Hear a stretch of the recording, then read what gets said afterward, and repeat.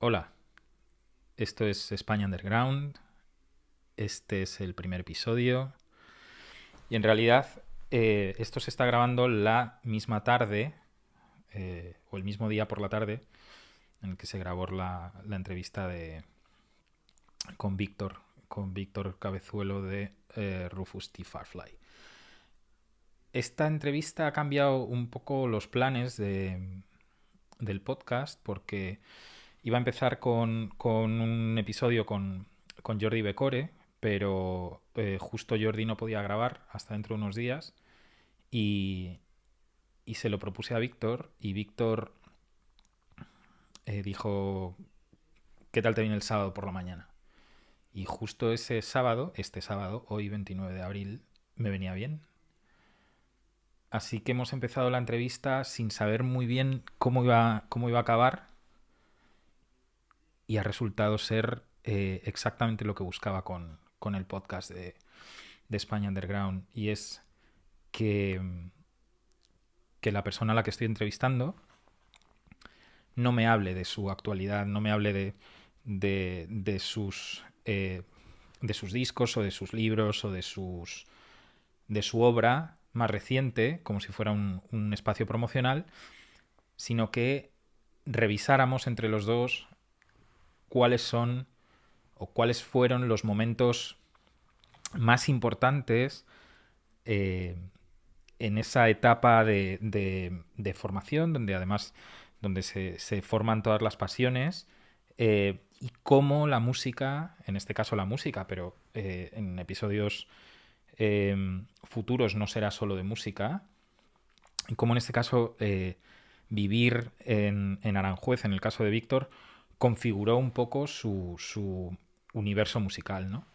Eh, con la gente que estoy hablando para próximos episodios, no entienden muy bien qué es lo que vamos a hacer, pero es, esa mezcla entre no saber muy bien y no tener una excusa promocional es lo que creo que favorece el intercambio de esta clase de información que en realidad eh, no se pregunta en las entrevistas. Y creo que es justo el valor de este podcast. O quiero que sea el valor de este podcast. Me ha sorprendido mucho que la facilidad con la que hemos intimado, por así decir, Víctor y yo. Y en el fondo también o sea, como que ya lo sabíamos, ¿no? A pesar de ser la primera vez que hablábamos en persona o que teníamos una conversación, mejor dicho, la sensación es como que podíamos ser o podíamos haber sido amigos desde hace tiempo. Eh, no mucho más. Disfrutad de la entrevista y nos vemos en el siguiente episodio.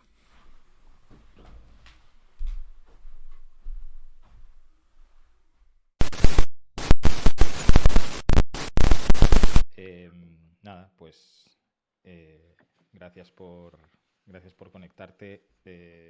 Hoy es sábado 29 de abril y hace una semana del Rivierazo de, de Rufus T. Firefly.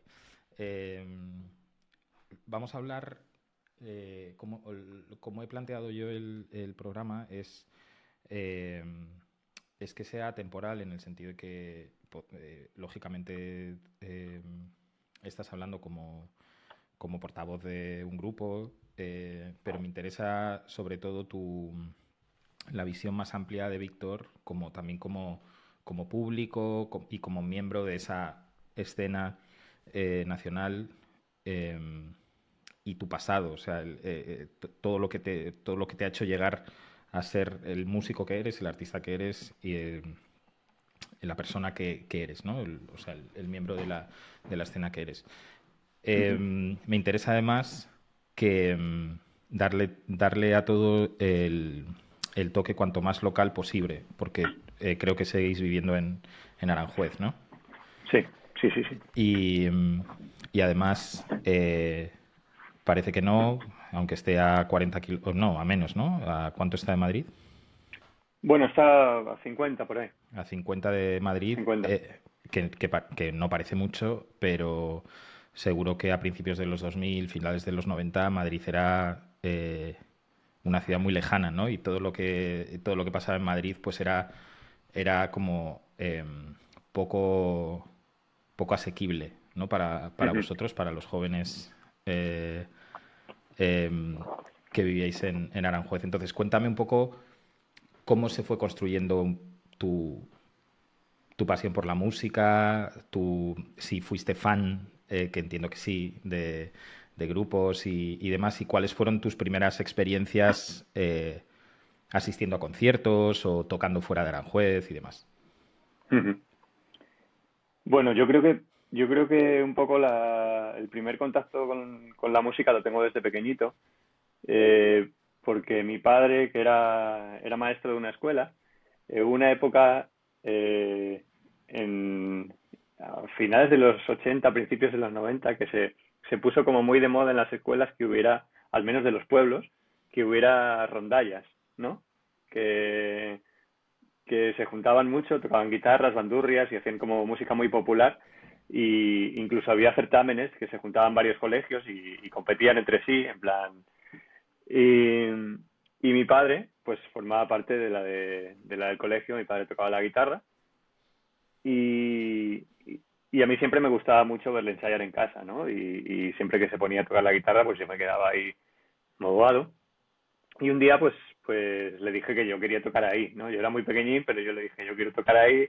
Entonces, evidentemente no podía tocar, pero me llevaba a los ensayos y estaba con ellos y, no sé, me gustaba mucho la sensación que, que me provocaba todo eso. Yo no lo entendía muy bien, pero algo estaba pasando ahí muy bonito, ¿no? Que yo no sabía explicar. Eh, y en cuanto crecí un poquito más, le pedí a mi padre que me apuntara a algo donde yo pudiera hacer música, ¿no? Y él hablando con mucha gente y con profesores, pues como que pensaron que lo mejor para mí era el piano, ¿no? Porque como era un instrumento muy completo, yo tampoco sabía qué quería tocar, simplemente quería hacer música y no sabía cómo hacerlo, ¿no? Entonces empecé a estudiar piano en el conservatorio desde pequeñito, estuve ahí un montón de años. eh, Acabé pillándole un poco de manía al conservatorio, a la música clásica y a la manera de enseñar que tienen y salí de ahí un poco triste, la verdad, un poco decepcionado con lo que yo pensaba que iba a ser y terminó siendo.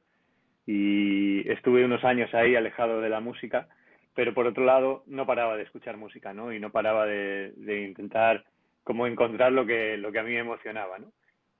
Y ya en el instituto, pues lo típico, conoces a algunos amigos con los que de repente tienes algunos gustos en común. Eh, esto eran esto era finales de los 90, diría yo, y era un poco raro en Aranjuez encontrar gente que de repente le gustaran, no sé, Radiohead o los Smashing Pumpkins, ¿eh? Ahora lo vemos como, joder, qué música tan buena se escuchaba antes, ¿no? Ese tipo de movidas que se dicen. Y en la clase yo era un tío súper raro porque me gustaban esos grupos y nadie sabía qué grupos eran. En Aranjuez al menos la cosa era así. Entonces de repente encuentras a alguien que sí que le gusta ese tipo de música, ¿no? Y empiezas a hablar con él y dices, pues yo toco un poco el piano, tal, pues ostras, pues a mí me gustaría tocar y un poco de una manera súper natural, pero como muy ilusionante, ¿no? Porque era muy bonito pensar en aquellos años en la posibilidad de juntarte para tocar con un par de amigos en un local, ¿sabes? Era como, para mí era como el mayor sueño que he tenido que nunca ha sido superado por nada, ¿no? Simplemente pensar en la posibilidad de tener un local para tocar juntos, ¿no? Y, y bueno, así un poco empezó la cosa con la música. Luego fui conociendo a gente, toqué en un grupo de aquí de Aranjuez que eran más mayores que yo, pero necesitaban un pianista y me cogieron, se llamaba Apnea el grupo. Y a partir de ahí, cuando conocí a Julia, bueno, a Julia ya la conocía casi toda la vida, pero un día la vi tocar como el djembe en una especie de fiesta así de estas clandestinas y le dije, tía, y se te da muy bien esto, ¿sabes? Y bueno, a partir de ahí empezamos a hablar y de repente surgió la opción de hacer Rufus con más amigos y bueno, hasta aquí hemos llegado. ¿Qué edad tienes, Víctor? 39. Ok. Es decir, que a ti te pilló los... O sea, para mí es importante también reflejar mis 14, 15 años, que creo que fue cuando se forjaron un poco las pasiones, ¿no? Por la Sí, música. A ti te pilló a finales de los 90, ¿no? más o menos. Ok. ¿Había alguna tienda de discos en Aranjuez? No, no, no, no. ¿Y Lo cómo? único que había, el único contacto que teníamos en Aranjuez con la música era el Rastro, que venía todos los sábados, Ujú. y entonces allí vendían cassettes y vendían CDs, eh, y luego ya empezaron a vender cosas más piratillas y todo eso, ¿no? Pero al principio yo me acuerdo que el primer cassette que me compré fue el Nevermind de Nirvana, y fue ahí en el Rastro de Aranjuez, que realmente no sé si es original o no, tengo que mirarlo, pero no sé, porque también se curraban mucho como las ediciones estas piratas, ¿no? No sé, intentaban así ahí hacerlo currado. Yo creo que es original, pero no te sabría decir. Ujú. Si es original sería robado. Robado en Madrid, probablemente. Robado en Madrid, pero bueno, por una buena Portado causa. a Aranjuez. ¿Y había salas de conciertos o bares musicales tal y como podía haber en una ciudad grande? Había uno solamente que se llamaba El Ujú. Muelle, que era un sitio donde ponían eh, pues música un poquillo más alternativa, por decirlo de alguna manera, y sí que llegué a ir a algún concierto a ese sitio. Lo que pasa que a mí me pilló en una edad en la que no podía entrar por edad, entonces a veces conseguía colarme, pero, pero normalmente ya me tenían súper fichado porque al final es un pueblo y era en plan, no puedes pasar ya. Eh, y justo cuando cumplí 18, como que al bar le quedaron, no sé, no llegó ni un año. Y luego de los 18 hasta ahora, pues ha habido un vacío increíble en Aranjuez en cuanto a música, en cuanto a salas de conciertos y cosas así. Es un sitio muy complicado para esto. A veces lo hemos intentado, ahora nos juntamos unos amigos y hemos estado haciendo un ciclo que se llama Alboroto y intentamos como traer a grupos pero es complicado, tío, que la gente aquí responda a esto. Quizá porque no están acostumbrados, ¿no? Cuando llega el día del concierto y empiezas a hablar con la gente, oye, veniros a esto, tal, ay, es que yo ya tengo planes, como que la gente no tiene en su cabeza la posibilidad de que en Aranjuez puede haber música en directo, ¿no? Entonces es Ujú. complicado. Y antes de vosotros, ¿cuál fue el grupo más conocido que haya salido de Aranjuez? El grupo más conocido de Aranjuez se llama Aljibe y es un grupo de música tradicional, básicamente. Ellos, ellos llevan haciendo música tradicional, ahora está muy de moda, pero ellos llevan haciéndolo como 35 años, ¿no? Es un grupo muy guay porque lo hace de una manera muy pura, con instrumentos de cada folclore que quieren tocar, ¿no? Y lleva muchísimo tiempo. Yo diría que es el grupo un poco más importante que ha habido en Aranjuez. Ujú. ¿Y el concierto más importante que recuerdes que haya habido en Aranjuez de música independiente? Uf, no ha habido muchos, la verdad. O sea, no tengo el recuerdo de conciertos importantes. Tengo el recuerdo de conciertos bonitos. Por ejemplo, algunas veces estuve en algún concierto que se hizo un poco de manera clandestina en un lugar que está a las afueras de Aranjuez, que se llama Las Doce Calles. Ahí había una nave abandonada y un día unos chicos quisieron hacer ahí un concierto y estuvimos. Pero es que no recuerdo ni los grupos que tocaron. Yo era bastante pequeño, pero me pareció increíble el ambiente que había, ¿no? Era un poco, pues, lo que te comentaba antes, ¿no? De sentir cosas que te estaban emocionando, que no sabías muy bien por qué, eh, pero estaban ahí, ¿no? Eh, yo, quizá ese día es un poco como un día que recuerdo con mucho cariño hacia todo esto del underground y la música independiente, ¿no? Y el abrirse camino, aunque a lo mejor las cosas no sean como deberían ser, ¿no? O como esperabas que Ujú. fueran. Y a nivel de publicaciones, tipo fanzines, revistas y demás, ¿había algo en revistas? Entiendo que los kioscos, por supuesto, pero me refiero a publicaciones más locales. Por ejemplo, yo donde vivía, que no era en Madrid capital, sino en un pueblo de las afueras, toda esta actividad independiente estaba o se centraba en los institutos. Entonces, la gente de los Ujú, institutos sí tenía, pues grababan maquetas, tenían fanzines y demás. Y de hecho, el grupo que encendió o que sí que apretó ese botón a muchos de nosotros cuando éramos unos críos fue Dover, porque eran nuestras vecinas y ujú, entonces de repente, claro, era una cosa casi inasumible que de un año para otro ujú, Dover estuvieran tocando en el Festimat o estuvieran llenando el pabellón de Real Madrid, ¿no? Entonces, ujú, esa actividad, como que era, en realidad era muy inocente, ¿no? Porque no teníamos referencias de nada. ujú, A mi edad, yo recuerdo que la máxima referencia de algo alternativo era El País de las Tentaciones. Y el mundo ujú. sonoro cuando ibas a Madrid y de repente te lo encontrabas en Madrid Rock o demás. ¿No recuerdas ninguna publicación, nada, o más allá, alguna persona que hiciera un poco de guía a muchachitos como vosotros y que os pasara, pues... Había, había en Aranjuez un sitio que se llamaba La Cla, que era, creo que es como, es que no sé ni lo que significan las siglas. Bueno, debe ser como Centro Libertad Aranjuez o algo así, no lo tengo muy claro. Eh, y era un sitio muy, muy punk, donde toda la gente que lo llevaba sí que organizaba conciertos allí, de vez en cuando, ellos hacían sus fanzines, todo súper punk y como de muy punk de los 90 españoles, ¿no? Creo que entiendes la referencia, ¿no? Como que... eh, y eso realmente era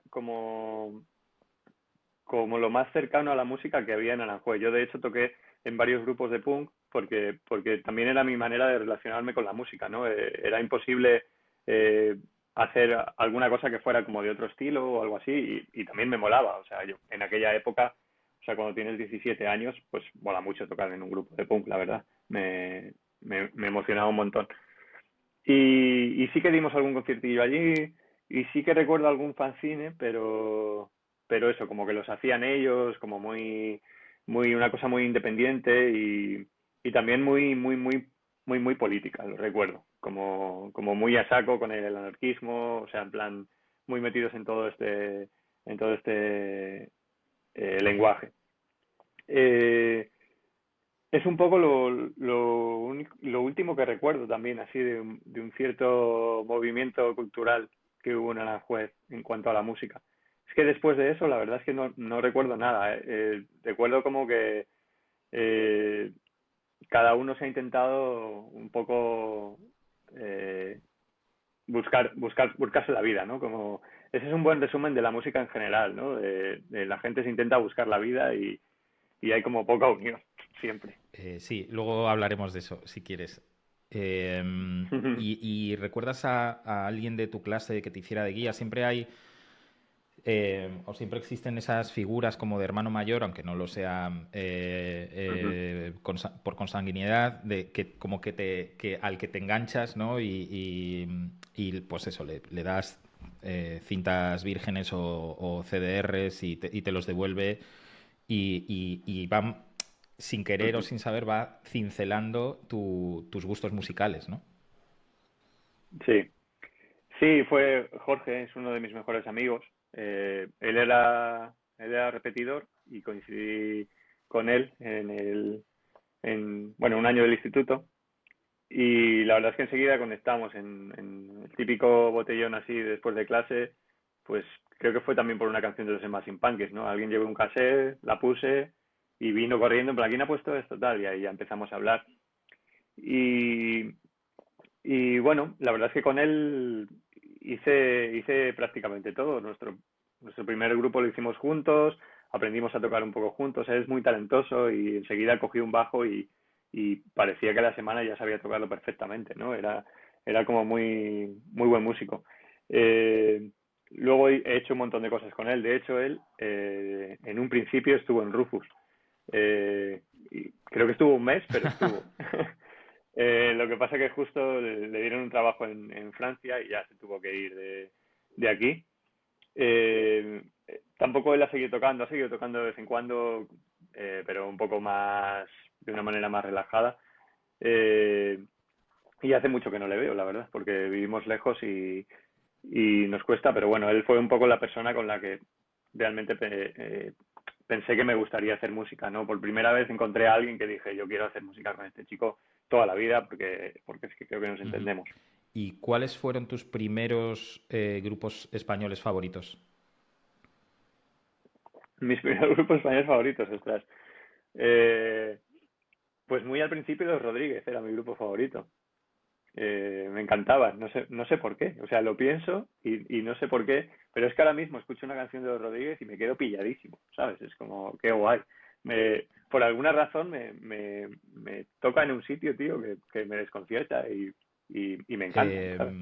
es curioso que lo digas porque yo creo que esta semana he estado hablando de los Rodríguez precisamente, de que creo que es el único grupo que compartimos mi hermana y yo. Mi hermana es una persona, bueno, Ajá, yo tengo una hermana melliza, Patricia, que vive también en Hamburgo, entonces nos ajá, vemos bastante. Lógicamente tiene además 4 hijos, o sea, siempre estamos como, siempre vamos en una furgoneta llena de gente a hacer ujú, cosas. Entonces, estaba hablando con una amiga de los conciertos que hicieron los Rodríguez y Sabina a finales de los 90 en las ventas, a final de verano. Creo que hicieron ujú, 2 o 3 años seguidos. Yo seguro fui a 2 con mi hermana. Y los ujú, habíamos descubierto. Bueno, los Rodríguez sonaban siempre en la radio y era muy fácil encontrártelos. Yo recuerdo una entrevista que les hicieron en Lo Más Plus. Como que creo que sí, ese es el primer recuerdo que tengo de los Rodríguez. Y vinieron a Majadahonda, donde nosotros vivíamos, a unas fiestas. Un qué concierto guay. gratuito. Y yo recuerdo, claro, yo ya tenía como, o iba perfilando mis gustos musicales, y recuerdo acompañar a gente del instituto que quería ir a ver a los Rodríguez, y yo iba refunfuñando. Los Rodríguez, tal. Hostia, y recuerdo que me costó mucho tiempo aceptar que me había gustado ese concierto, pero que me había gustado mucho, no un poco. O sea, Ujú, que de repente ya, o sea, que yo que no tenía experiencia con el rock, el rock en español, además tan latino, y me sí, pasaron por encima. Y recuerdo que los Rodríguez ya. a finales de los 90 en España eran masivos. O sea, era muy difícil escaparse de los Rodríguez. Ujú, sí, sí, sí. Y además de los Rodríguez, ¿algún grupo de repente pequeño que empezaras a seguir por aquella época y que dijeras, joder, o sea, este grupo me gusta y me flipa que sean de aquí y que les pueda ver siempre que quiera? Bueno, tuve una época en la que escuché muchísimo punk y ahí estuve bueno, escuchando muchos grupos españoles que hacían punk, eh, pero todavía no lo consideraba como underground. Creo que todavía no entendía lo que era el underground. Y hasta que no empecé como un poco a venir a Madrid, a mí el grupo que más flipado me dejó en su día y que todavía tengo como la sensación de qué concierto he visto, se llamaban Health Control, que luego hicieron Atención, Tsunami. Atención Ujú. Tsunami. Eh, y cuando los vi, sobre todo lo que más me emocionó era que eran 5 o 6 personas disfrutando a saco de lo que estaban haciendo, eh, como muy felices, muy entregados. Y me acuerdo que un amigo mío que siempre tenía que aguantar como mis movidas musicales y todas las cosas que yo le contaba de música, me dijo, mira, Víctor, esto es lo que pasa cuando se juntan 5 como tú, ¿sabes? Y pensé, qué guay, esto es lo que yo quiero en la vida, ¿sabes? Quiero tener un grupo como Health Control, ¿sabes? De gente que ame la música y que se flipen con lo que están haciendo, ¿no? Y que vayan absolutamente al margen de todo, ¿sabes? Es como que que ellos tienen una idea en la cabeza y van a muerte con ella, ¿no? Y para mí era un poco uno de los conciertos que más me marcó, en plan, yo flipé, era una locura para mí, era Ujú. increíble. ¿Y el primer concierto grande de alguien internacional al que fuiste y que te marcara? El concierto que más me marcó, creo que igual fue con 18, 19 años, fui con Jorge, el amigo que te hablaba antes, fue de Radiohead, nos fuimos al Cursal a verlo. Yo había escuchado, creo que una canción de Radiohead y Jorge había escuchado tres, pero el hermano de Jorge, que escuchaba mucha música, como que siempre habla de Radiohead y tal, y bueno, pues nos hicimos un viaje en plan, venga, vamos a verlos y yo qué sé, va a ser como nuestro concierto así más, son como unas vacaciones y vamos a ver qué pasa. Y fuimos ahí al Cursal, tío, y bueno, pues es que nos cambió la vida a los dos. De repente no estás acostumbrado a nada de eso, vienes de Aranjuez y ves a Radiohead en el Cursal, un teatro increíble.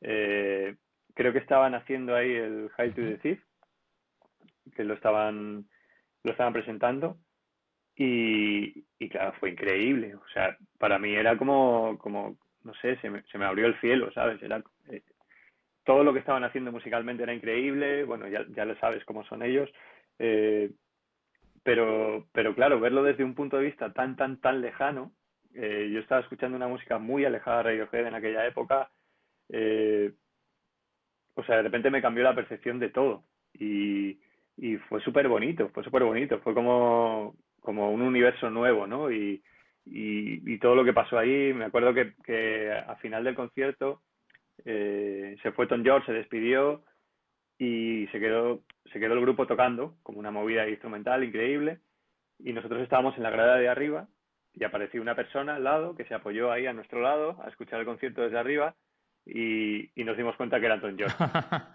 que ha querido subir arriba ahí a ver el concierto desde arriba y estuvo saludando ahí a todo el mundo como súper majo, tal.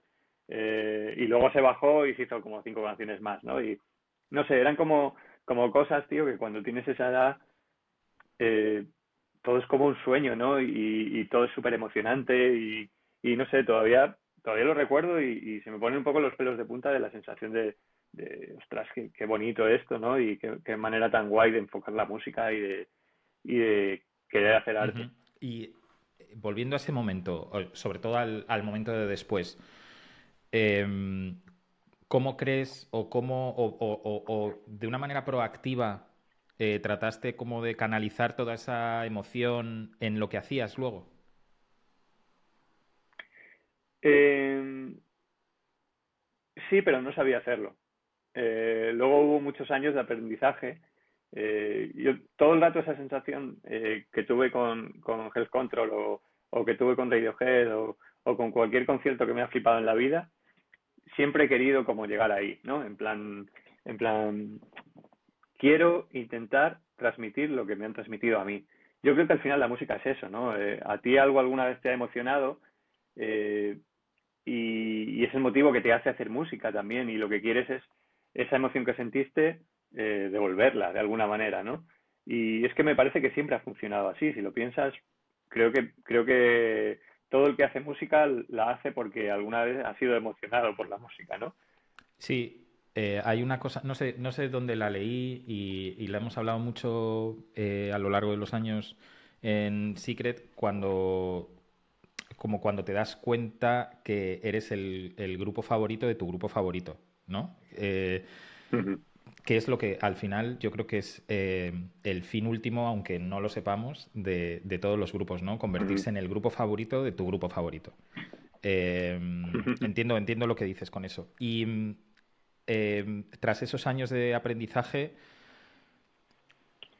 ¿estás en contacto con gente más joven que tú que esté transitando por ese mismo recorrido de transformación, de descubrir cosas? Porque tengo la sensación, y eso es una de las cosas malas de hacerse mayor, y es que perdemos un poco el contacto con las generaciones más jóvenes y nos olvidamos de lo importante que es eh,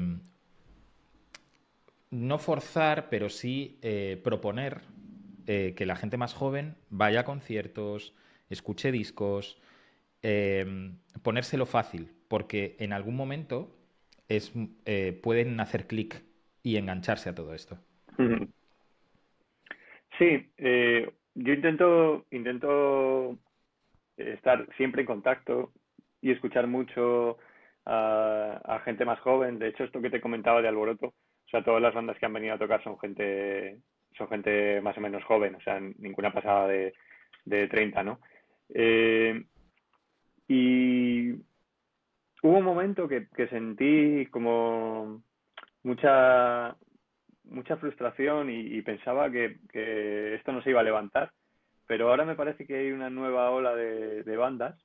eh, no sabría decir el estilo que hacen, lo llaman post-punk o no sé muy bien cómo lo llaman, pero es verdad que están de repente conectando otra vez con la gente de 17 y 18 años, ¿no?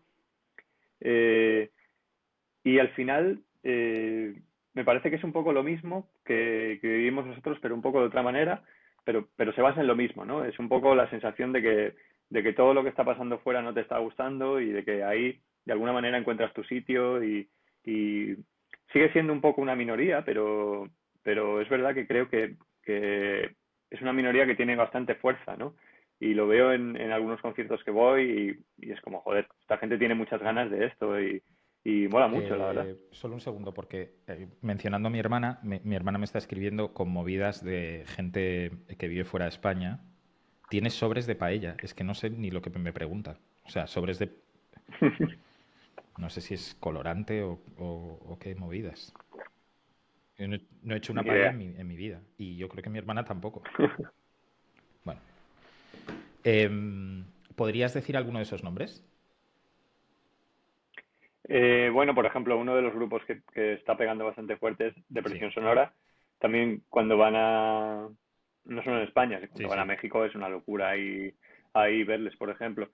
No sé, ahora, por ejemplo, hay un grupo en Aranjuez que se llama Band Motion Club, que está siguiendo como un poco este camino y lo hacen muy guay, ¿sabes? Y yo los veo ensayando y de alguna manera me recuerdan a mí cuando era más pequeño en Aranjuez, ¿no? Como la cosa esta joder, es que aquí no hay nada, pero bueno, se juntan en el local, se ilusionan y montan sus cosas y van creciendo, ¿no? Y no sé, es muy guay, porque es que no me lo esperaba, sobre todo no me lo esperaba, de gente tan joven que de repente quisieran otra vez volver a interesarse por esta manera de hacer música.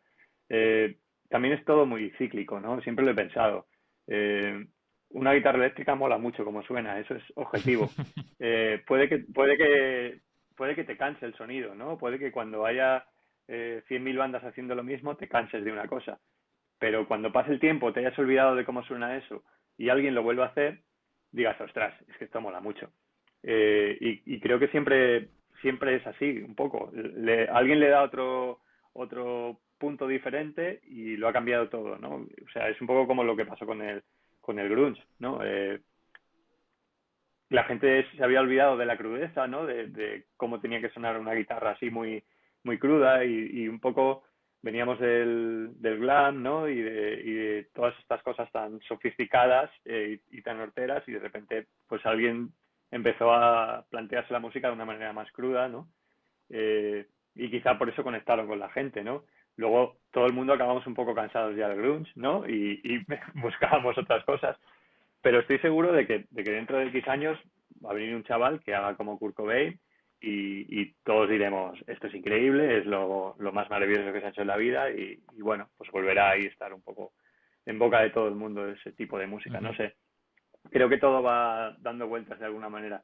No lo parece, pero siempre es Mm. lo mismo. Sí, bueno, ahora además estamos como más entretenidos o más despistados con la oferta masiva que hay en todos los sitios gracias a Internet y toda la Ujú. gente publicando y también un poco cómo ha cambiado la manera de consumir.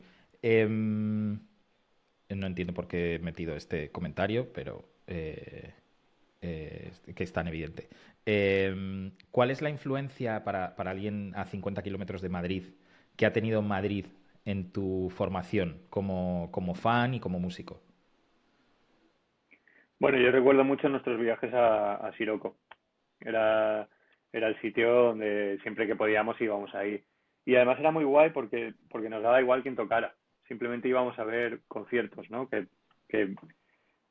era todo siempre muy guay. O sea, daba igual que fuera un grupo de pop, daba igual que fuera algo más psicodélico, más sofisticado. Siempre molaba mucho porque cuando estás intentando aprender y no sabes cómo se hacen las cosas, de repente se lo ves hacer a alguien y, y claro, se te abre un mundo, ¿no? Se te abre un camino y vas a casa pensando, vale, vale, esto entonces hay que hacerlo de esta manera.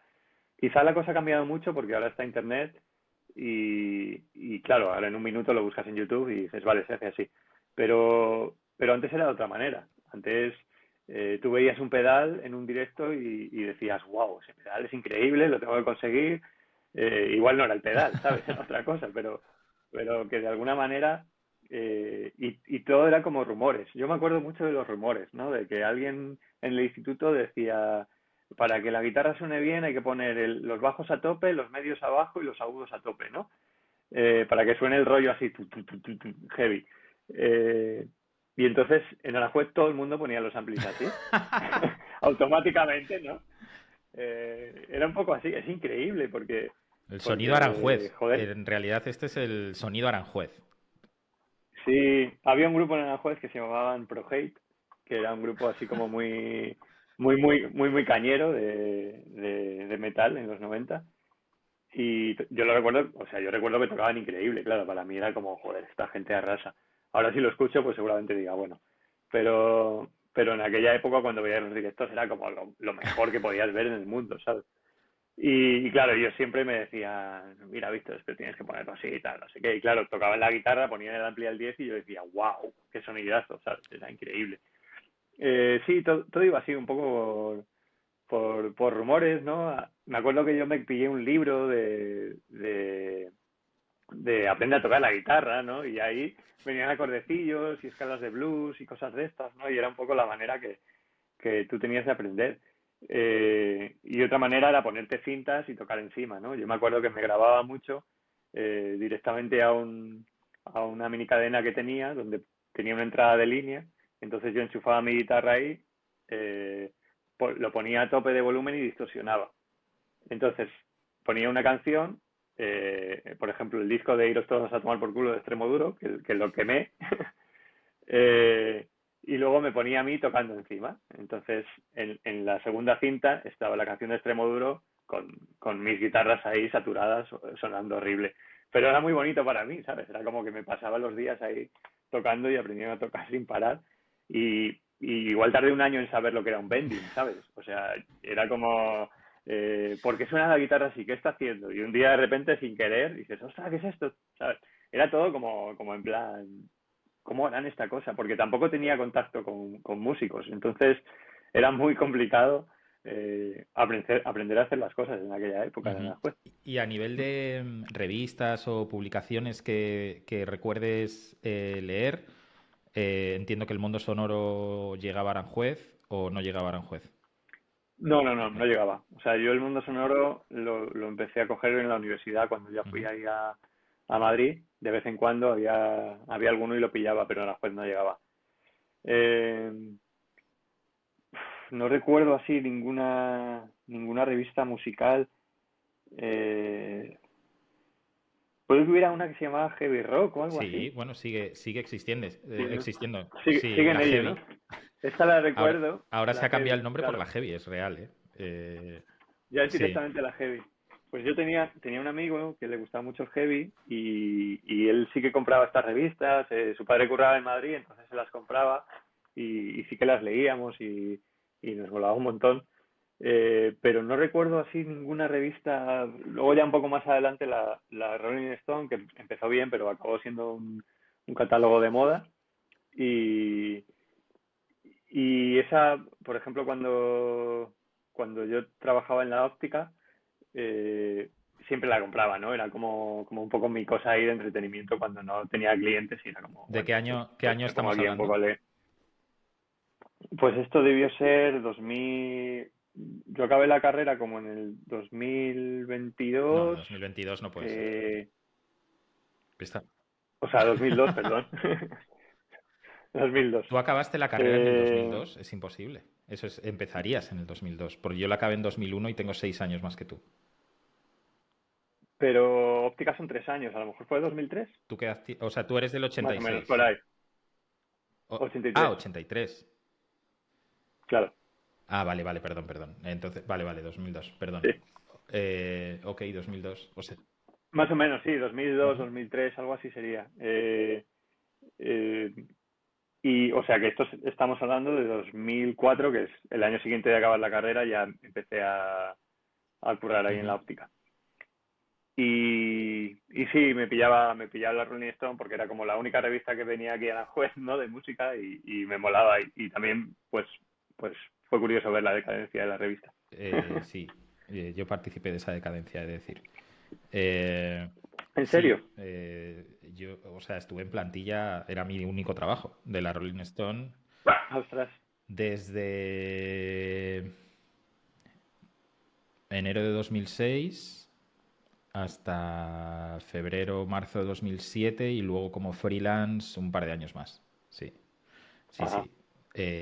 Sí, eso es otro capítulo del que podemos hablar.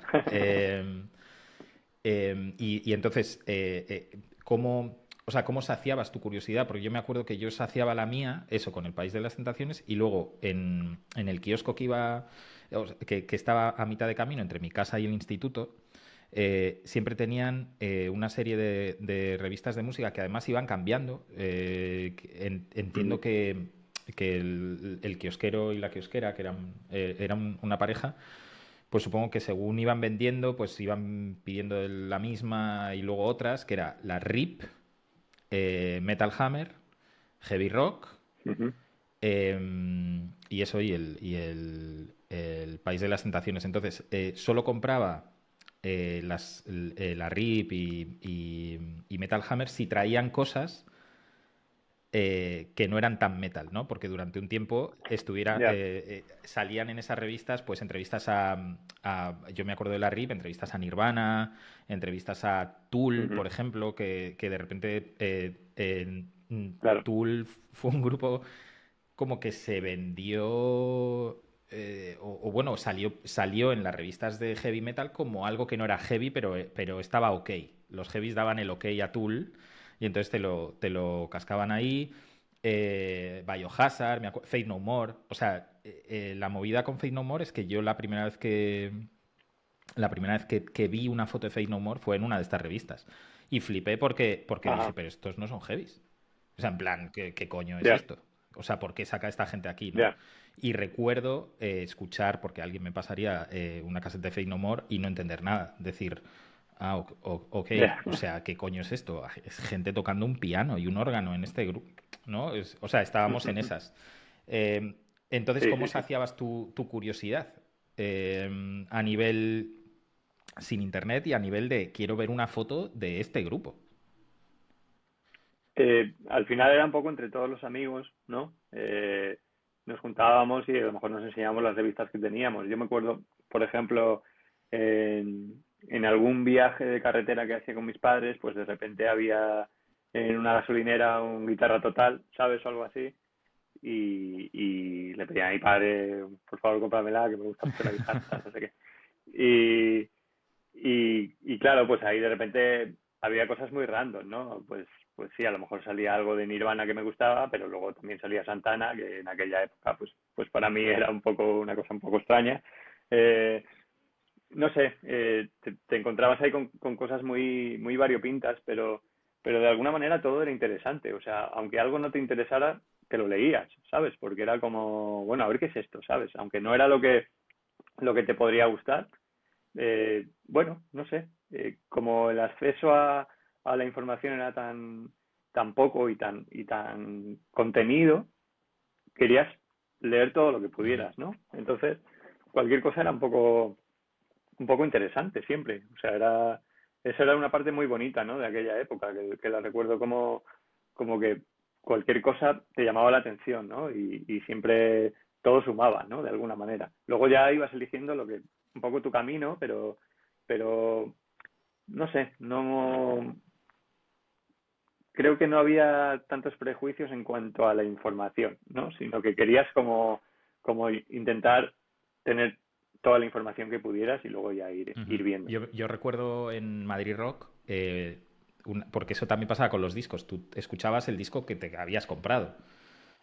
Y si Ujú, no te gustaba, pues te jodes. O sea, lo escuchabas hasta que te gustara. ujú, Y recuerdo entrar una vez, porque habían salido como casi al mismo tiempo, tener en mi mano el 1977 de Ash y el Beautiful Freak de Hills. Y entonces le fui a un ujú. pibe de Madrid Rock y le dije, ¿cuál te comprarías? Y me dijo, el de Ash, el otro es una mierda. Y entonces, y Joder, entonces durante años, te digo, yo durante años pensé que Hills eran una mierda. Y oh claro, no. pero yo qué sabía. Ya, Entonces, ya, ya, que igual tenía claro. 16 o 17 años. Y entonces, claro, o sea, fíjate esa conversación de 10 segundos, eh, cómo marca también, o cómo marcaba, ahora claro, ahora ya no, pero cómo marcaba tus escuchas. O sea, era increíble, Total, era totalmente. increíble. Y, Sí, cualquier cosa que te dijeran de alguna manera te condicionaba, sí, claro, sí. Eh, y eh, dale, dale. No, dale tú. dime, dime. No, por ejemplo, estoy pensando ahora mismo en todos los rumores, me ha venido a la cabeza cuando estaba en el instituto todos los rumores que había sobre Bunbury, ¿no?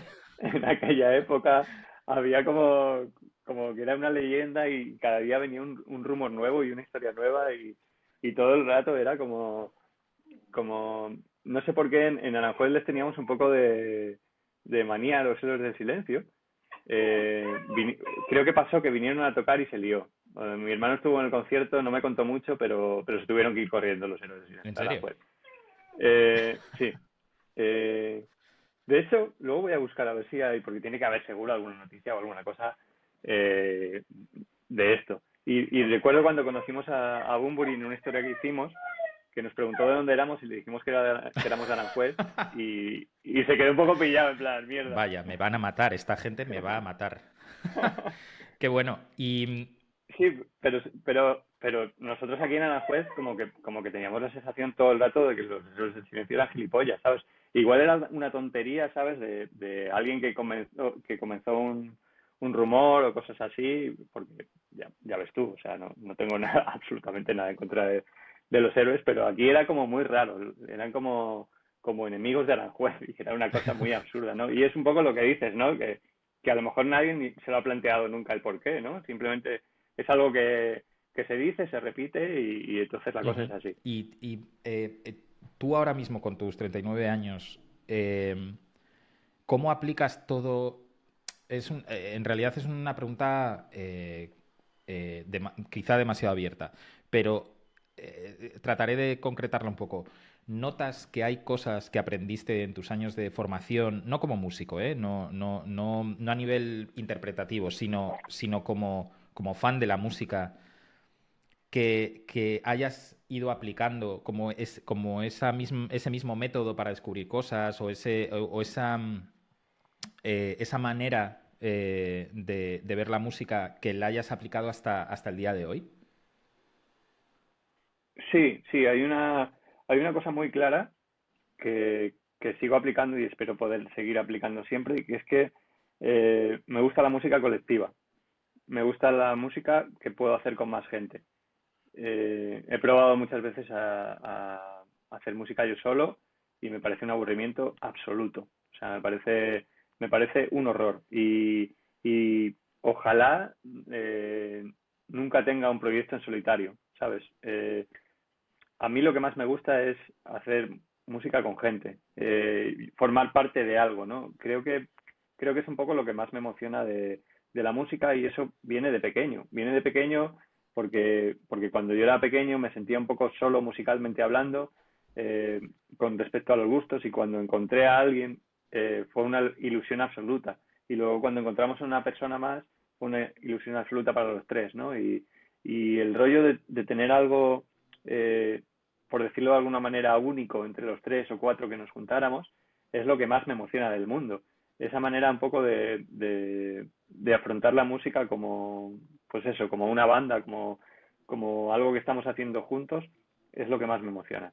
Y eso espero seguir manteniéndolo Ujú. siempre. ¿Crees que vivimos una época en la que, gracias a la tecnología, hay mucha gente que se está perdiendo de vivir esa experiencia colectiva porque para ellos la música es meterse en su habitación y hacer música? Creo que va un poco por ahí y también creo que va un poco con el nivel de tolerancia que tenemos. Eh, Creo que ahora mismo es muy complicado para la gente más joven eh, tener que aguantar porque sí a otra persona. Creo que eso es algo admirable, ¿eh? Pero eh, te lleva un poco a terminar solo, en ese sentido, ¿no? O sea, imagínate que tú tienes una idea muy clara de la música que quieres hacer en tu cabeza y tienes los medios para hacerlo y entonces te vas al local y no paras de discutir con la gente con la que estás porque cada uno tiene su visión de la música, ¿no? Y uno dice, yo la quiero hacer así, yo la quiero hacer así, yo la quiero hacer así. Y discutís todo el día, entonces piensas, joder, ¿para qué voy a estar discutiendo con esta gente, gastándome un dinero de local, haciendo el esfuerzo de irme a 45 minutos para ensayar? Si lo tengo todo aquí en el ordenador, lo puedo hacer yo como me dé la gana, ¿no? Eh, y sí, o sea, estoy de acuerdo en que tienen razón en ese planteamiento, pero eh, hay un hecho muy bonito en la música que es el de entenderse con otra gente, ¿no? Que te hace llegar a sitios que no esperabas, que al final son mejores que los que tú tenías en tu cabeza, ¿no? Es muy difícil llegar ahí, o sea, en Rufus hemos tenido, sobre todo al principio, muchísimas discusiones estilísticas todo el rato y recuerdo los primeros discos como algo muy poco definido en cuanto a mensaje y en cuanto a qué queréis enseñar, o sea, era como cuatro o cinco personas pues intentando hacer ahí lo que podían y lo que les dejaban, ¿no? O lo que nos dejábamos entre nosotros. Eh, pero al final, con el paso del tiempo, acabas también entendiendo qué es lo que mejor haces, entendiendo qué es lo mejor que puedes aportar a la banda, ¿no?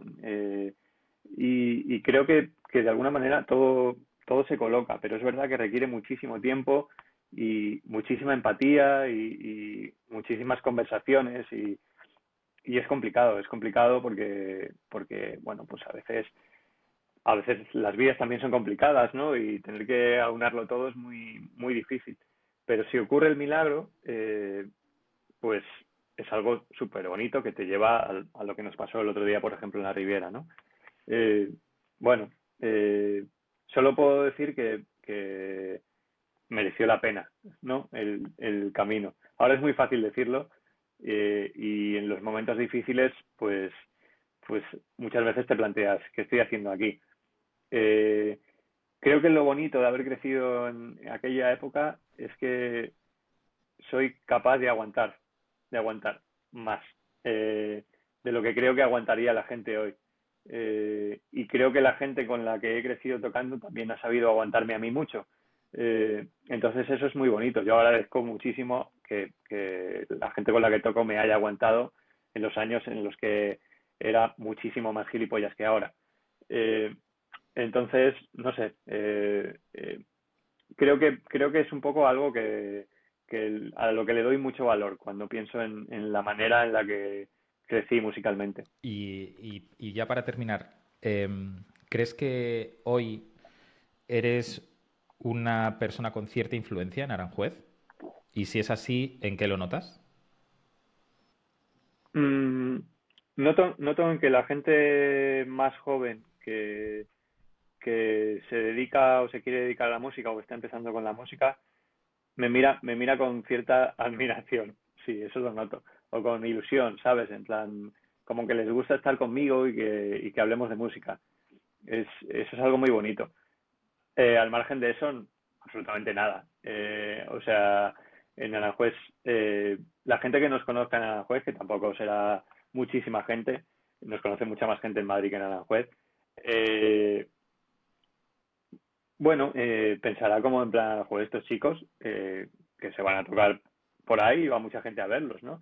Eso es un poco lo que pensarán, pero poco más. Por otro lado, me gusta muchísimo, ¿eh? O sea, me encanta me encanta no ser absolutamente nadie aquí, Bueno, pero ¿sabes? Y al margen de esas expresiones como exteriores de o esos signos de popularidad, que ujú, no iba por ahí la sí, pregunta, me refiero a que tú sin saberlo, a lo mejor estás encendiendo una o estás provocando una chispa en gente muy joven en Aranjuez que dice, joder, si esta gente ha podido hacerlo siendo de Aranjuez, yo también voy a hacerlo. sí, imagino que eso sí, un poco lo que comentábamos antes, ¿no? Que hay ciertas cosas que de repente escuchas o te llegan y tú quieres de alguna manera volver a reproducirlo, ¿no? De otra manera, pero quieres hacerlo. Imagino que sí, o sea, hay gente de Aranjuez gente joven de Aranjuez que me lo ha dicho, en plan, joder, es que vosotros lo que habéis hecho desde aquí es increíble, ¿no? Y como que mm, nos ven con un poco de esperanza, pero como te digo, es como sobre todo gente que está muy dentro de este tipo de música y dentro del rollo underground y bueno, yo qué sé. Luego de repente sales en las noticias y ahí es cuando ya viene el panadero y te dice, joder, yo te vi en la tele, vaya movida, y esto, ¿qué tal? ¿Os va bien? Tal. Ahí es cuando se empieza a interesar como el resto de la gente, ¿no? Pero el interés de verdad está como un poco en la gente más joven que quiere dedicarse a esto y eso es súper Ujú. bonito. Pues Víctor, te agradezco un montón que hayas sacado un rato este sábado por la mañana para compartir todo esto. Un placer. Entiendo que no ha habido muchas entrevistas así, como hablando de estas cosas, ¿no? Y es, No, no, no. La verdad es que no y me da pena que se acabe porque se me ha hecho muy bueno, cortita. llevamos 52 Pero minutos hablando. ya, Pero ya, ya, ya. si quieres, Bueno, podemos, cuando tú quieras, podemos tener una segunda parte. Además, este podcast no va a tener temporadas, no, va a ser siempre un ujú, proyecto en funcionamiento y siempre avanzando. O sea que cuando, incluso si un día Julia se quiere unir y contar, porque en realidad lo que más me interesa lo que más me interesa de la gente, y ya no digo de un grupo como Rufus o un grupo como tal, sino de la gente de mi generación, de generaciones más jóvenes, de generaciones más mayores, es en realidad ese momento en el que, en el que es casi físico el descubrimiento, ¿no? Y que al final ujú, pues ha marcado nuestras vidas, porque aunque yo, por ejemplo, no me dedique a la música, mi vida está marcada por la música y todas mis decisiones claro. vitales, eh, y ahora que soy padre, noto que también eh, o sea, tienen una marca de agua, ¿no? De la música. Entonces, Ujú, eso es lo que quiero que sea España Underground. O sea, este podcast quiero como que hablemos y compartamos estas cosas porque en el fondo todas las historias casi son la misma, pero en realidad son tan diferentes y tan... ese ujú, detalle es lo que creo que nos puede interesar a todos escuchar. Porque si yo te pregunto por el último disco y por las producciones y demás, primero, es probable que ya alguien te lo haya preguntado mejor, que tú hayas contestado porque estás más en el mood de promocionar el disco y que lo hayas contestado mejor, a lo mejor. Pero estas conversaciones en realidad creo que, por eso creo que este podcast es documental, porque creo que documentan un momento de España en el que parece que está todo muy liado y que no sabemos de dónde vienen las cosas, ¿no? Y que no sabemos de... ujú, O sea, hay mucha gente que de repente no conoce a Rufus y un día los ve en la Riviera y piensa, ah, es que estos siempre han tocado en la Riviera, ¿no? O claro, es que de esta gente siempre se ha hablado. Y digo Rufus y ya. digo cualquier grupo independiente español, ¿no? Entonces sí que mostrar cómo han sido de particulares los caminos y sobre todo de personales, ¿no? Es lo que me motiva a hacer esto. Me ha gustado muchísimo y lo voy a destacar, es tu, como tu fijación por lo colectivo, de hacer música con gente. Ujú, Porque yo creo que vivimos en un momento tan individualista, tan poco propicio a hacer un esfuerzo personal para aceptar el punto de vista de otros, que, que aplicar esa máxima de, bueno, voy a ver cómo es mi idea en la cabeza de otros. Creo que ujú, si pudiéramos trasladar eso a todos los niveles de nuestra vida, creo que igual seríamos un poco mejores como sociedad, creo. Sí, sí, yo también lo pienso un poco así. También hay una cosa muy curiosa que no sé si te has dado cuenta, que es que en los 90 eh, tener un grupo o tocar con un grupo era la cosa más cool del mundo. Y era muy cutre tener un proyecto Bueno, es que no individual, había, yo es que ¿no? no conozco a nadie. Directamente no había. Y si había alguien, era como algo muy raro, en plan, pues algo muy mainstream, ¿no? Y cosas así. Y ahora es que es justo lo contrario. Ahora es súper cutre tener un grupo. No, Bueno, súper directamente. cutre y probablemente sea también una cuestión económica. O sea, es increíble hasta qué Sí. punto lo material al final tiene presencia también en todo esto y en la música lo material es súper importante. Entonces, si alguien de 16 años con un ordenador y un teclado MIDI Akai de 2 octavas puede hacer un disco, pues ¿para qué se va a meter en la jarana que nos hemos metido nosotros?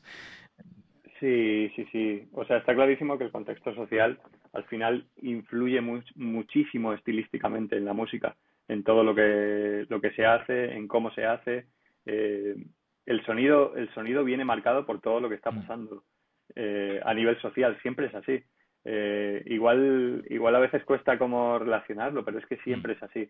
Y, y a mí ahora las producciones me suenan a gente pasando muchísimo tiempo delante de una pantalla de ordenador.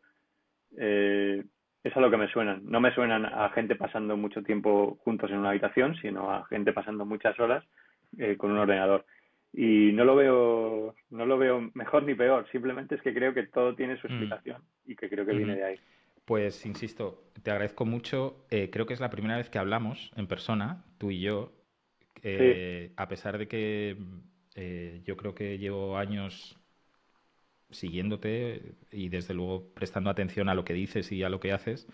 Y, y ya es una pena que nos hayamos tenido que hacerlo así vía internet, pero de verdad te admiro mucho y te felicito por todo lo que habéis conseguido eh, como un grupo de los de antes.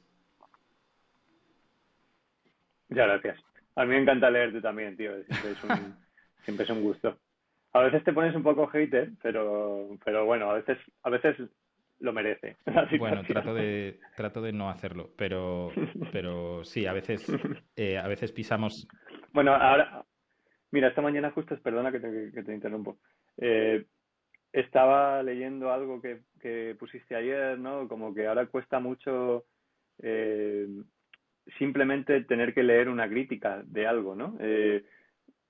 Estamos como muy susceptibles todo el rato, ¿no? Y es como, joder, no pasa nada si un cartel de un festival te parece una mierda, o si un grupo te parece una mierda, o si un disco te parece una mierda, no pasa nada, ¿no? Siempre ha Claro, sido bueno, así. no pasa. No sé por qué ahora de repente no se puede Claro, no decir. pasa nada decirlo además. O Eh, sea, es como, bueno, pues yo qué sé, si no considero que la gente que vaya a ver a Offspring en 2023 sean peor o mejor que yo, simplemente digo, joder, ¿de verdad esto le interesa a alguien? O sea, la pregunta es genuina, ¿de verdad esto interesa a alguien de verdad?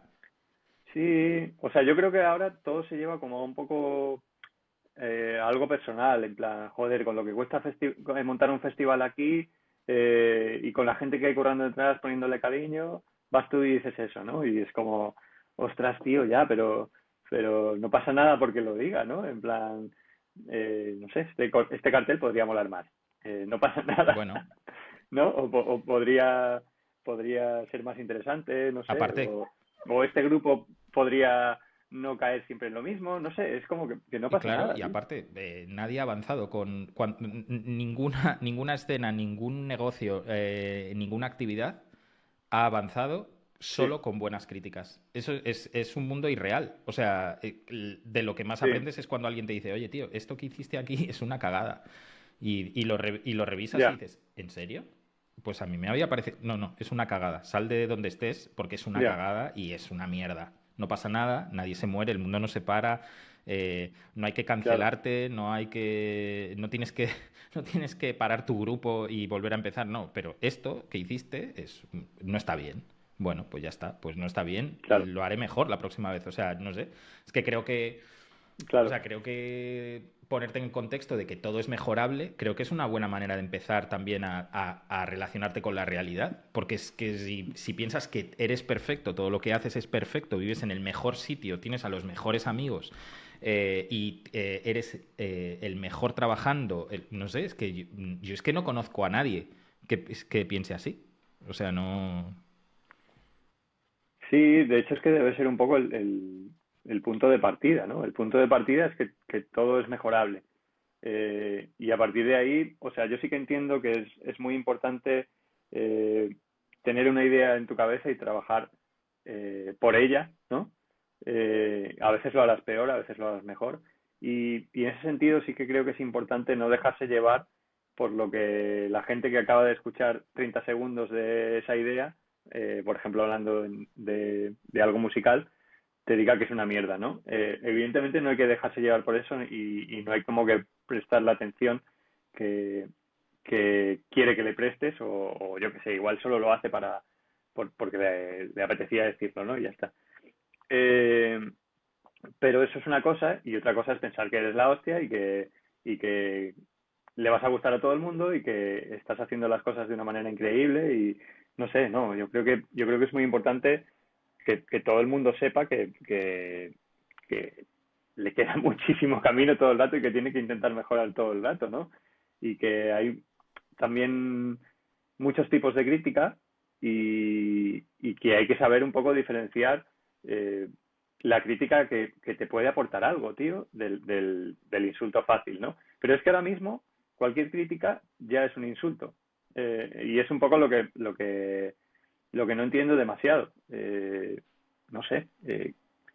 Si alguien que tiene mucho criterio va a un concierto tuyo y te dice, eh, creo que podría haber sonado mejor, no te lo tomes mal, ¿sabes? Es como, ostras, pues es que a lo mejor no ha sonado bien y no pasa nada, vamos a trabajar para sonar mejor, tío, no sé.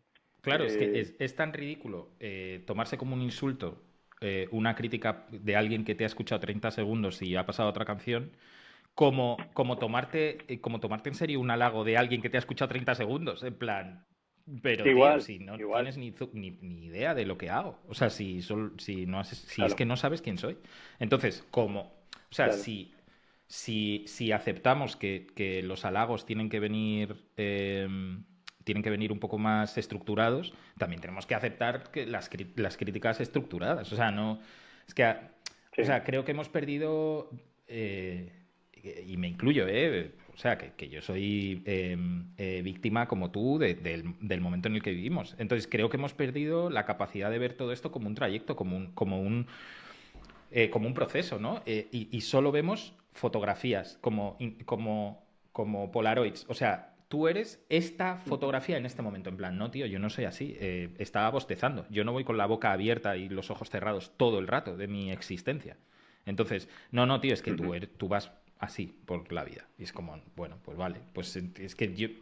O sea, al final tienes que meterte en unos temas tan didácticos, en plan, tío, si no sabes distinguir, o sea, que yo ni estoy metiéndome con tu pueblo por tener un festival con Franz Ferdinand, Crystal Fighters, Ilegales y Offspring en 2023, yo, o sea, en plan, pues haz tú un festival, en plan, no, no quiero, Sí, sí, sí, no quiero hacer un festival, ya está, claro. fin de la discusión, no quiero hacer un festival, quiero hablar de este cartel con el que me he cruzado, como me podía haber cruzado con el de, yo qué sé, con el Azquena.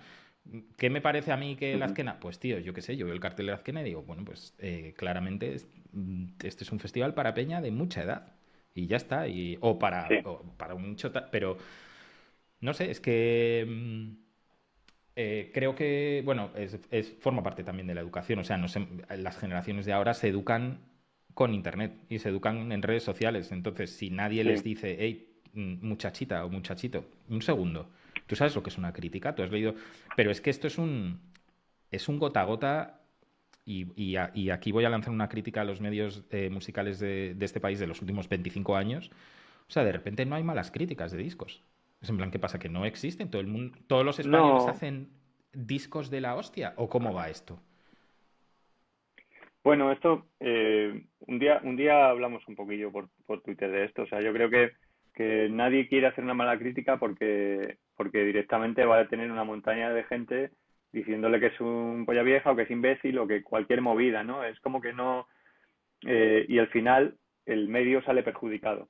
Eh, y es tristísimo, pero funciona un poco así. O sea, si alguien que tiene muchísimos fans, alguien le hace una mala crítica, el, el que va a salir mal es el que hace la mala crítica. Aunque esté súper fundamentada y tenga toda la razón del mundo, nadie va a hacer caso a eso. Y, y por eso yo creo que los medios no se arriesgan. Simplemente es como, bueno, pues vamos a ser como un espacio de difusión y ya está, y todo es maravilloso y no importa si el disco podía haber estado mejor o si está repitiendo lo mismo que se lleva repitiendo 25 años, da igual. Es como, bueno, pues vamos a difundirlo y ya está. Yo qué sé. Tiene que ser complicado, ¿eh? También como recibir esa avalancha de odio de repente para un medio o para un crítico, no lo sé, es muy jodido. Yo lo admiro mucho porque no aguantaría, ¿sabes? O sea, yo diría, mira, la gente no quiere escuchar lo que digo, estoy intentando ser sincero conmigo mismo y con lo que creo que sé de música y se lo toman como un insulto y me quieren matar. No puedo ni salir a la calle porque si me ven me insultan. Entonces, no sé, me da mucha pena, Ya, pero tío, es la que verdad. eso como público nos empobrece. O sea, es que realmente nos empobrece. Sí, nos empobrece, pero también ha llegado un punto en el que todo se ha roto y da un poco igual, ¿no? O sea, eh, yo lo noto mucho cuando tenemos conversaciones entre músicos y de alguna manera no sé, sale por ejemplo el tema de Rosalía y nos queremos como comparar con ella, ¿no? Y es como, tío, Rosalía está a millones de años luz de cualquier cosa que tú puedas hacer. Es así. Ahora parece que somos lo mismo, ¿no? Porque como que se ha roto un poco la barrera entre el mainstream y lo underground y todo es como un poco lo mismo y cualquiera de un día para otro puede llegar ahí pero no es así, no es así. Hay una barrera muy grande y estamos hablando de sitios totalmente eh, diferentes, ¿no? Entonces, eh, no sé por qué de repente se crean discusiones absurdas y se crean comparaciones absurdas cuando no tiene ningún sentido, ¿no? Y sobre todo, da un poco igual que nos haya empobrecido porque la gente es de su equipo y le da igual el resto, ¿no? Pasa Ujú. con todo, si es que pasa con la política, tío. En la política tienes que ir en bloque a lo que tu partido diga. Si hay cosas cuestionables de tu partido y las dices, eh, ¿qué pasa, tío? No estás con nosotros, estás con nosotros o contra nosotros. ¿Sabes? Todo el rato es como que no hay espíritu crítico y nadie se atreve como a... O sea, tengo compañeros, por ejemplo, que están metidos en la política y es que iban con una ilusión increíble y luego se dan cuenta de que no pueden hacer nada, tío. De que no hay nada absolutamente que puedas hacer dentro de tu partido que se salga del discurso que tu Ujú. partido lleve, ¿sabes? Es imposible. Entonces, tío, así no puede cambiar nada ni puede mejorar nada. Nos va a llevar solo a estar como cada vez más Ujú. polarizados y cada uno un poco en su cubículo y ya está, tío. Y por eso los festivales a los que de repente viene Offspring o Viejas Glorias van a funcionar, porque hay gente que se ha quedado ahí y que lo único que quiere es Sí, eso. sí, sí, yo eso lo entiendo y no tengo más que añadir. Quiero decir, es que no, es que alguien disfrute con Offspring es como genial. Pues qué fácil lo tienes, porque pues vas a Sí, verlos y lo flipas, pues fenomenal. Si es que no iba por ahí. O sea, en realidad, lo que, al hilo de lo que dices de la polarización y de que no, o sea, hemos apartado la crítica de nuestra vida. Intenta llevarlo a lo personal. ¿Hace cuánto que no le dices a un amigo o a una amiga algo que no te haya gustado de él? O por miedo a que deje de serlo, de ser tu amigo. ¿Sabes? En plan, esto no se lo va a tomar bien. Es como si ni tan siquiera somos capaces, o a nuestra pareja, o a sí. nuestros... Yo creo que en un tema familiar es más fácil porque como no puedes dejar de ser un hijo o dejar de ser hermano, pues dices, bueno, pues ahí te apañes con lo que te digo y ya está. Pero es que hace mucho tiempo que a mí nadie me dice, oye, Pepo, una cosa, esto que has dicho es la mayor tontería que le he leído a nadie en años. La próxima vez apaga el móvil. O la próxima vez no lo escribas. A mí eso no me lo... Y entiendo que... O sea, entiendo que yo al día cometo muchos errores y hago muchas cosas que a la gente no le gusta. ¿Hace cuánto que yo no le digo a alguien, ¿podemos hablar un segundo? Tío, esto me ha dolido mucho. Como amigo Ya. tuyo. No creo que esto esté a la altura de quién eres. Yo no recuerdo la última vez que he tenido esa conversación. Y es parte, y forma parte de un todo. O sea, forma parte también del mundo en el que vivimos, en el que eh, algún periodista flipado, pues es como es el imperio del like. Es todo lo que te gusta, ¿no? Louis C.K.,